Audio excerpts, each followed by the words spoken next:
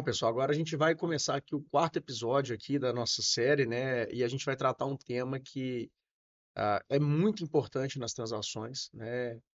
Muitas pessoas não dão a devida importância para isso, né? E acaba se arrependendo, né? Que são as due diligence, né? Que nada mais são do que o processo de auditoria, né? Jurídica, financeira, operacional, de tecnologia, que é feito pelo comprador no vendedor, em regra, né? E qual que é o impacto disso, né? Então, assim, como que isso impacta no preço? Isso impacta nas garantias? Isso pode ser um deal breaker na transação? E aí, Ana, eu queria te ouvir assim, né? Você, há alguns anos, senta na cadeira do comprador, né? E como que vocês costumam tratar isso no dia a dia de vocês numa operação, né? É, qual a importância da due diligence no processo de aquisição, quando que ela acontece efetivamente, e como que você endereça isso para o board da companhia para falar, olha, cara, beleza, dá para a gente seguir, isso aqui é uma questão que dá para a gente ajustar, isso aqui não dá para ajustar, e qual que é o reflexo disso dentro de casa lá na hora que você senta na mesa para conversar? Eu acho que o primeiro ponto é que, dando um passo atrás, né? Quando o comprador coloca uma proposta para o vendedor, ele parte de algumas premissas. Então, muitas vezes ele olha o histórico financeiro da empresa, o que o empreendedor tem de projeção financeira para frente, ele já conhece um pouco do setor, já sabe quais são os riscos daquele setor, e todos esses fatores entram, na formação do preço, na hora que o comprador coloca a proposta. Então, acho que a primeira coisa que a auditoria vai confirmar é essa parte financeira. Então, assim, se o vendedor me falou que ano passado ele faturou 10 milhões e no ano anterior ele faturou 8 e ele gerou 2 milhões de caixa no ano, 1 milhão de caixa no outro. O auditor vai confirmar isso. Mas isso é do passado, não deveria interferir no futuro. De uma certa forma, interfere, porque muitas vezes o comprador vai olhar a performance da empresa no passado para poder Projetar. avaliar se aquilo que o empreendedor está falando que ele vai fazer no futuro é factível ou não. Então, isso é um fator que indiretamente está influenciando no preço. Uhum. Então, assim, se você entra numa auditoria e você vê que tem uma mudança pequena, não, a empresa, na verdade, alocou alguma despesa errada ou teve alguma coisa diferente, se for uma variação pequena, isso não costuma mexer no preço. Porque o comprador pondera o estresse e o desgaste que é você querer mexer em preço com o empreendedor versus qual é a diferença que a auditoria encontrou. Então, eu acho que, assim, em geral, e aí não só na parte financeira, mas também, assim, na parte trabalhista, algumas práticas que a empresa tem, em geral, assim, se o que o empreendedor falou com o comprador no processo de formação de preço é mais ou menos o que a auditoria encontrou, o comprador normalmente é, segue a Faz vista vida, grossa, né? faz uma certa vista grossa, fala, vamos tratar isso aqui de um jeito, vamos às vezes colocar uma garantia, mas não vamos criar o estresse de renegociar as condições do deal. Agora, se for uma coisa assim, uma discrepância muito grande dos resultados financeiros, ou o comprador encontrou um risco enorme lá dentro, por exemplo, descobrimos que tem uma fraude, descobrimos que a empresa estava envolvida em algum tipo de corrupção de algum agente público. Nesses casos, quando a auditoria pega essas coisas, aí não é nem negociação de preço, aí Sim, o deal acaba mesmo, o deal breaker, ele inviabiliza. Mas acho que, é, assim, muitos empreendedores, e às vezes até o próprio assessor financeiro tem na cabeça assim, a diligência serve para diminuir preço. E não é bem assim. Pela minha experiência, na maioria das vezes, se a empresa, que a gente volta naquele mesmo tema, né? Se o empreendedor preparou minimamente a empresa antes do processo de M&A, é mais raro que tenha renegociação de preço. Mas o que tem muito são as discussões contratuais para poder endereçar aqueles riscos que a gente achou na diligência. Aí eu deixo para você falar um pouco sobre isso. esse é até legal que eu até anotei que um caso que eu lembrei que a gente assessorou que a diligência gerou um deal breaker, né? Ou seja, ela impede a operação de seguir. Falar um pouco da due diligence para o escritório, né? A due diligence é um processo muito trabalhoso, que você pensa bem. é, a gente fala da full due diligence, né? São, em regra, todas as áreas ali do direito empresarial e algumas áreas especializadas, a depender do segmento que a empresa está atuando, para poder fazer uma análise prévia. Então, são listas e listas de solicitação, reuniões de Q&A, né, de questions and answers, para poder tirar dúvida da nossa, né, em relação à documentação que a gente está recebendo. Muita discussão para entendimento da empresa como um todo. E isso acaba concentrando, né, tudo depois no time de M&A, né? O time de M&A é o time que acaba gerenciando tudo isso dentro dos escritórios e é uma guerra em todos os escritórios a diligência, porque a questão de rateio de receita, demanda de hora, custo, aquele negócio todo, isso tem todo escritório de advocacia, tem até alguns escritórios que tem um time de due diligence, né, que só faz due diligence, porque o time de M&A, eu falo que é um pouco da multidisciplinariedade do advogado de M&A. Ele tem que entender um pouco de tudo. Ele tem que bater o olho ali numa questão do relatório trabalhista e entender que aquilo ali é um problema. Porque é ele que vai endereçar. Então, assim, eu não vou pegar o advogado trabalhista e botar na reunião aqui para ele me dar o resultado do que eu quero. Eu tenho que sentar com ele, discutir, entender, contextualizar e falar: ó, isso aqui funciona? Funciona. E aí eu orquestro aquela série de potenciais passivos ali materializados ou não. Porque eu vou ter uma visão full da transação. Então eu vou saber, por exemplo, que às vezes o problema tributário é 1000 vezes menor do que o trabalhista. Então eu não vou botar um elefante na sala para discutir o tributário, porque eu sei que o meu problema é o trabalhista.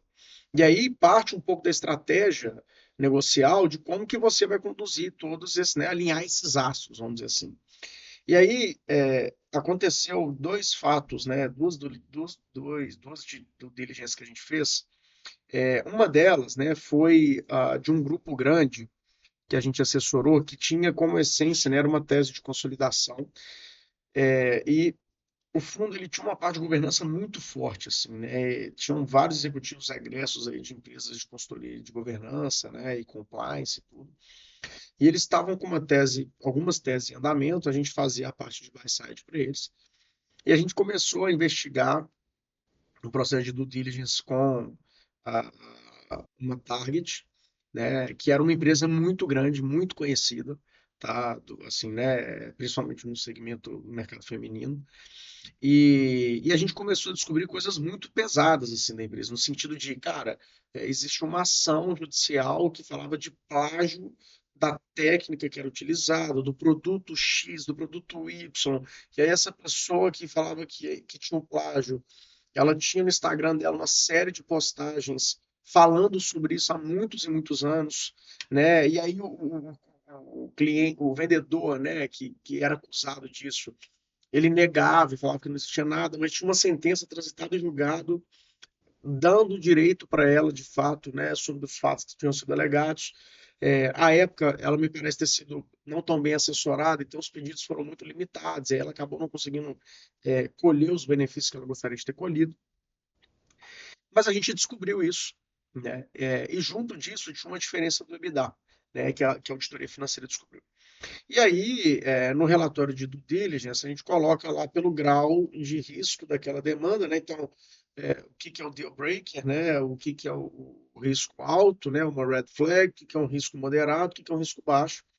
E aí eu coloquei isso para mim como um deal breaker, porque assim, se você tem uma discussão De propriedade intelectual de e propriedade intelectual reputacional. da marca, né? Assim, cara, isso é muito sério, principalmente para uma empresa que prega muito governança, que olha muita questão de compliance. E aí eu fui para a reunião do conselho para apresentar essa discussão. E assim, cara, foi muito frustrante para os caras, mas ao mesmo tempo, assim, a mesa ficou até um pouco dividida, foi até curioso, né? Porque o ativo ele era um ativo bom, ele ia ancorar a tese. Esse aspecto ele era importantíssimo, mas tinha algumas formas de contornar isso, né? Mas eles teriam que meio que assumir esse problema para eles. Então tinha um lado da mesa que era totalmente contra e um lado da mesa que pensava em tentar criar um caminho. E aí no final a operação não foi para frente.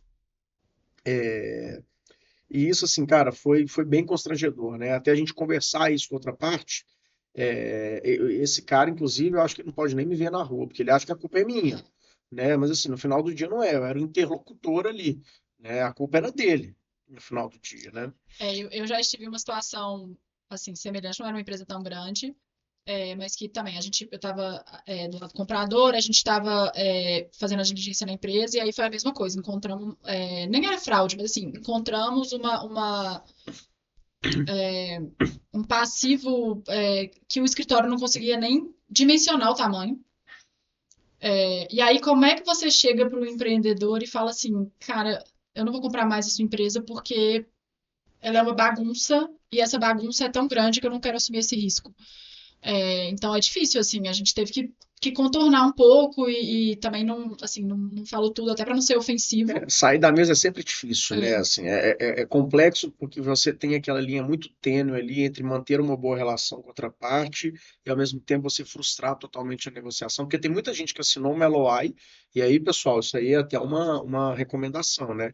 Se não for uma LOI vinculante, né, você não vendeu sua empresa, né? Você está num processo ali de namoro, começando a operar o negócio, mas não tem negócio, né? Da mesma forma, né, igual a gente vai falar no próximo episódio, né, que o deal não acaba no closing, o deal também ele não é confirmado na carta de intenções, né? E aí teve um outro caso, inclusive, do diligence também que foi curioso. A gente estava fazendo uma assessoria para uma empresa de economia mista, né, controlada pelo ente público, né? E aí, no processo de due diligence, a gente descobriu que tinha uns AFACs que tinham sido feitos, né, que é adiantamento para futuramente capital, ao longo de algum período, né, com um contrato para fazer a conversão, ele era regular, só que eles não tinham sido convertidos. E da forma como foram feitos os AFACs, eles trocavam o controle da companhia. Então a companhia ela era meio que privatizada por conta da conversão do crédito. E isso é muito sério, né? Assim, você privatizar uma companhia tem todo um processo regulatório que tem que ser feito. E aí a gente estava negociando esse ativo, era um dos ativos do pacote que estava sendo negociado.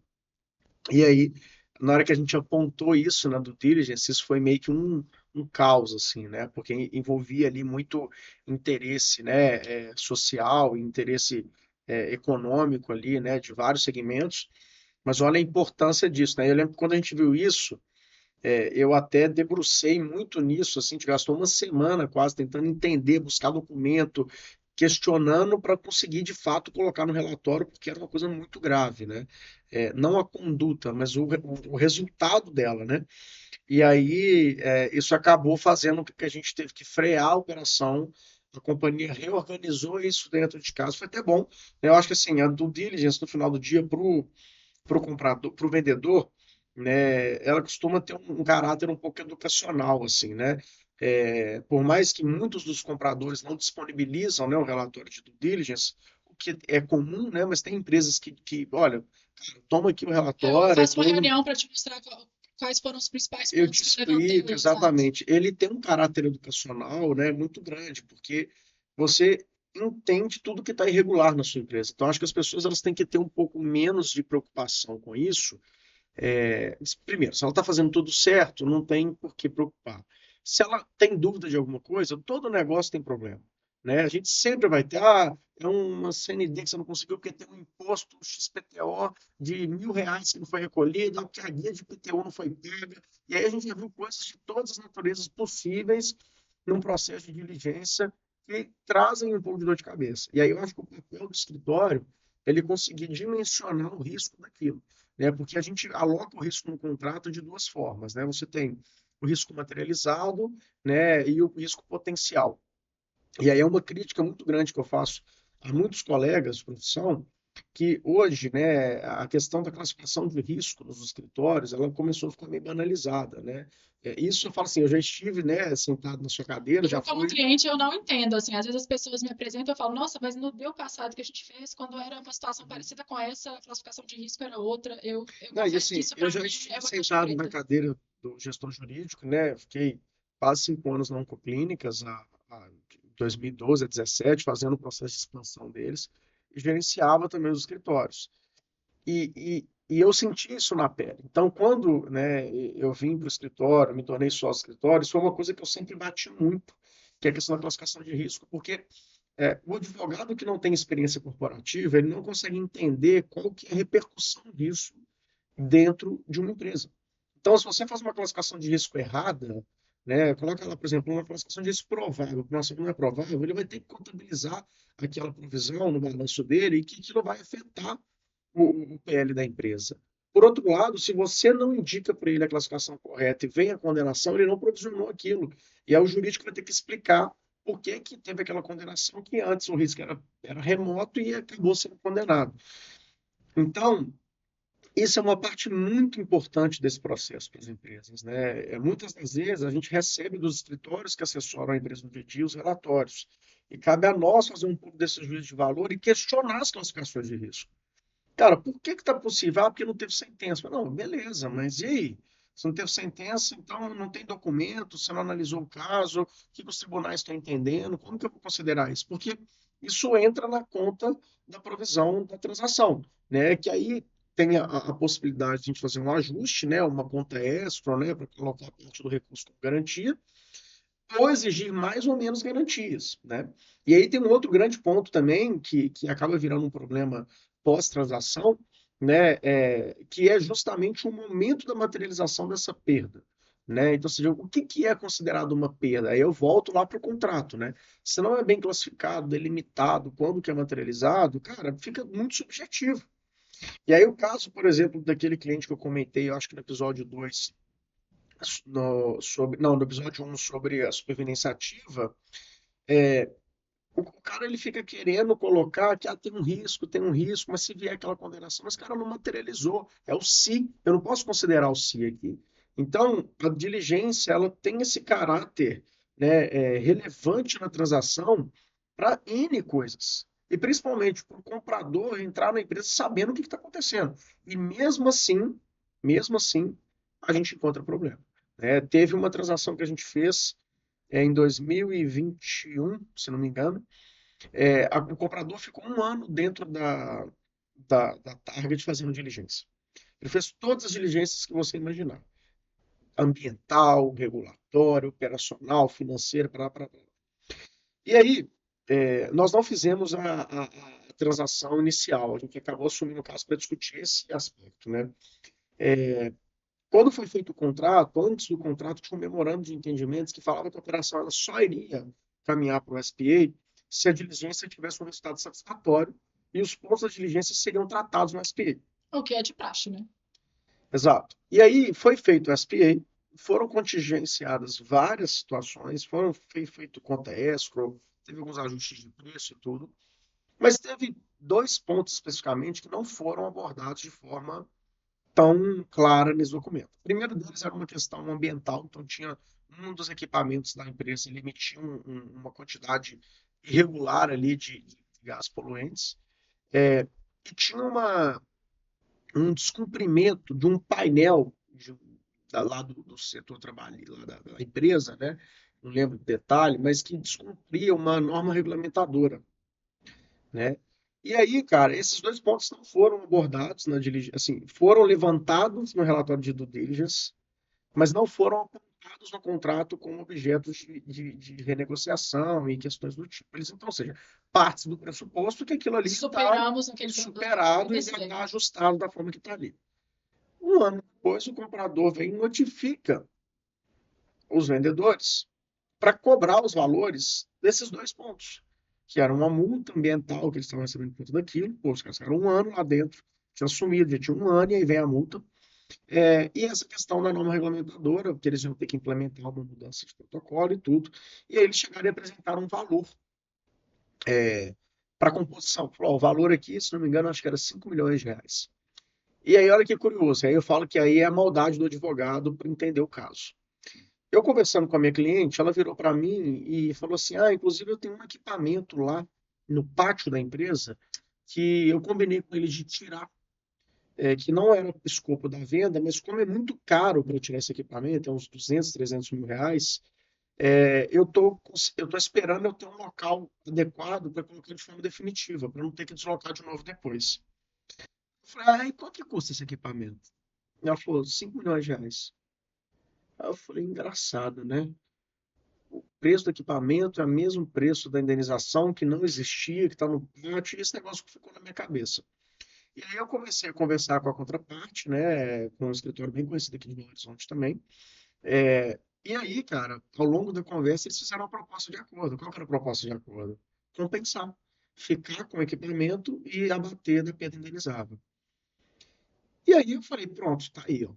Eles arquitetaram tudo isso para conseguir fazer uma troca e ficar com equipamento que, em tese, eles não queriam lá atrás na operação, né? Isso daí a inteligência artificial não vai te falar, né? O advogado que não conhece o cliente não vai entender. O cara que não estuda o caso não vai entender, né? E aí é um pouco da experiência também de 15 anos fazendo isso que você já consegue ver um pouco, né? E aí, cara, o comprador era uma multinacional americana. Eles são muito corretos, né, com essa parte de compliance. O CEO Brasil, que estava meio que liderando essa negociação, e aí a gente fez uma reunião com o board da companhia e falou, olha, cara, tem todos os indícios. Aí a gente demonstrou, né? Pô, tem um memorando, que o relatório constou do contrato, que não foi levantado esse ponto como uma red flag, que parte do pressuposto que tudo que não estava no contrato, isso tinha sido aceito pelas partes e estava contido nos descontos que tinham sido negociados, e que isso nada mais era do que uma tentativa de má-fé de obter uma vantagem financeira por meio de um acordo que não existe um passivo, né? E aí a gente conseguiu, no final, assim, acabou judicializando, né? Teve uma grande discussão, mas a gente conseguiu ter êxito na demanda por conta disso. Então, veja bem, teve a diligência, constava do contrato, estava lá, deu problema, entramos com a ação, conseguimos discutir judicialmente, conseguimos ter êxito na demanda. Mas é todo um processo, né? Então, a diligência nos ajudou, assim, a diligência do comprador jogou contra ele nessa transação especificamente, né? Sim. Mas sabe que eu já tive um caso que foi o oposto. Eu estava assessorando um comprador e, e era uma situação atípica que era um fundo de pensão tinha um ativo, queria vender um ativo e o comprador que estava comprando era concorrente desse ativo. Então, assim, conhecia a operação de trás para frente. E aí, durante a diligência, foram encontradas muitos riscos. E aí o comprador falou, bom, vamos fazer o M&A tradicional, assim, não vou te descontar o preço, porque isso aqui tem um monte de risco não materializado, mas você vai ser responsabilizado durante 5 ou 6 anos até os prazos aqui prescreverem para isso acontecer. E aí o vendedor falou, olha, eu quero tirar isso do meu balanço, eu não quero mais ter vínculo com esse ativo. Então faz o seguinte, eu sei que esses riscos não estão materializados, mas você não quer precificar ele, descontar do preço, a gente faz aqui um deal de porteira fechada, você leva e eu nunca mais tenho que olhar para isso. E aí, no fim das contas, foi o que a gente fez. Como o comprador tinha muita experiência no setor, ele sabia, ele falava assim, esse tipo de ação aqui, sei lá, X% tem êxito, custa mais ou menos isso aqui a defesa, isso aqui a gente faz acordo por tanto e tal, tal, tal. No fim das contas, ficou interessante. Então, aí foi o caso oposto, que a diligência do comprador, que encontrou os riscos, jogou a favor do comprador e do vendedor, né? Porque no fim das contas, a gente conseguiu chegar num deal que foi bom para as duas partes, cada um conseguiu o que queria e Alinhamento de expectativas, né? Eu falo, quando o jogo ele é claro e transparente, fica bom para todo mundo, né? Bom, eu acho que a gente vai terminando por aqui, né, esse episódio. E o próximo episódio a gente vai tratar de um tema também que as pessoas muitas vezes não levam em consideração. Quando você vende uma empresa e assina o contrato e tem lá, né? Antigamente tinha, hoje tem menos, né? Mas o champanhe. champanhe e tudo mais, não necessariamente o deal acaba ali, né, Ana? Então, no próximo episódio a gente vai tratar um pouco sobre como é esse comportamento pós-fechamento, né? E o que que a gente tem que ter de atenção em relação a isso, eventuais situações que já aconteceram com a gente também, para poder dividir aí com vocês aí, empresários, advogados que estão começando nesse segmento, colegas já experientes também, que certamente vão se identificar em alguns desses casos, né?